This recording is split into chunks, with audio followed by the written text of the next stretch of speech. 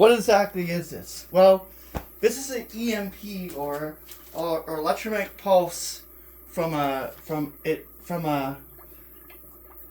as you can see, it's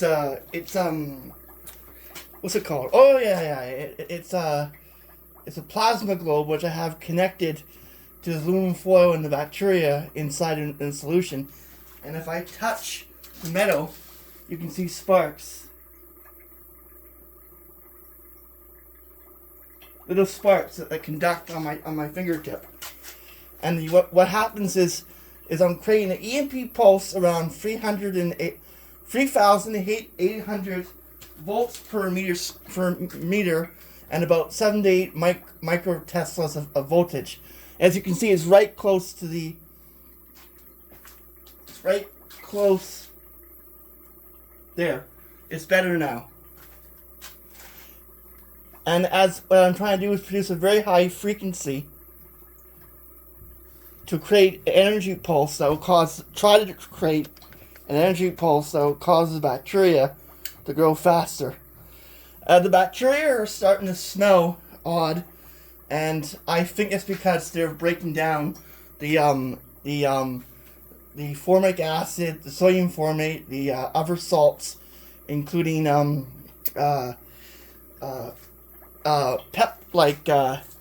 glucose and sucrose, as well as protein mix from the solution. I'm gonna quickly come around to turn off the plasma globe. There we go. It's off for now. And I'm gonna test lead concentration. It should be around 50 or 60 volts. You see that? Every single time I talk, that will create a little plasma globe, a little plasma jolt. It's set on sound effect. I'm gonna turn it off, and these probes are very interesting, an effective way of determining how much lead should be in there. When I tested it, it was 260 parts per million.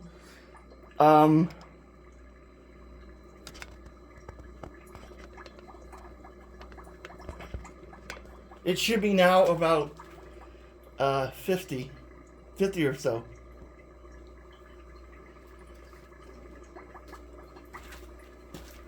I'm gonna quickly turn around, open it up. Let's do a comparison. I got a reading. It takes a couple of minutes.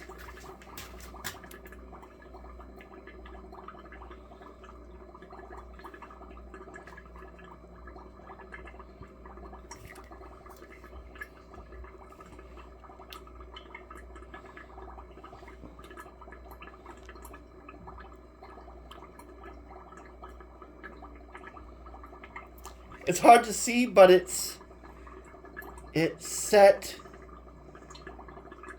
at around 50 parts per million. Even with the EMP that I was the plasma globe that I was turning on and setting up with a fan for about 20 or 30 minutes a day, 30 minutes for weeks and weeks and weeks, it did nothing. The concentration of lead acetate did not drop below 50. It took a little bit faster, 3 weeks for it to get to about 50 or so, but it wasn't a significant impact. What I'm trying to do is use this plasma globe and as well as EMP plus, as you can see, that device too. The power supply, which is at 5 amps, 24 volts. I was doing this a lot per day and setting up and cooling it, and it was a complex device. But at the end, it didn't really do anything. It didn't grow. The bacteria didn't grow fast. So I think EMP can only work with certain bacteria and certain types of fermentation. Like it could work with clover, and it could work with and I think just like when I exposed lactobacillus bacteria to radiation a very, very long time ago, I got to grow 2 or 3 times. But it depends on the bacteria you're using. I really doubt this bacteria would actually be able to grow faster with the EMP. It's selective to the bacteria, and it could be that the sodium formate interferes with the growth too. I had about 2 grams sodium formate. It's starting to break it down, but it's just a pain to do this constantly and running and maintenance and that kind of stuff and all that stuff. Running it for 30 minutes, making sure that the devices don't get too hot. The EMP, the plasma globe plus the mini Tesla coil don't get too hot because they could burn out.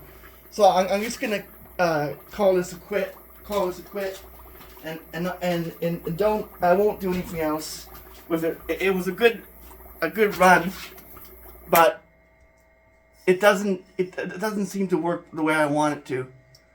I can't get any lead to break down even further. I would need a really expensive lead probe, which could cost up to $600 to $1,000 if I really want to measure quality of lead. Like I would need a lead hatch, which is about $1,500 to $2,000, which isn't feasible, especially with bacteria in cultures. You could wreck them very easily doing that. Just like if you had you'd have to find a way of finally filtering them, probably centrifuge or something like that. But this is a good project. But this shows that this type of EMP pulse is not enough to rapidly break down the lead salt. Thanks for watching.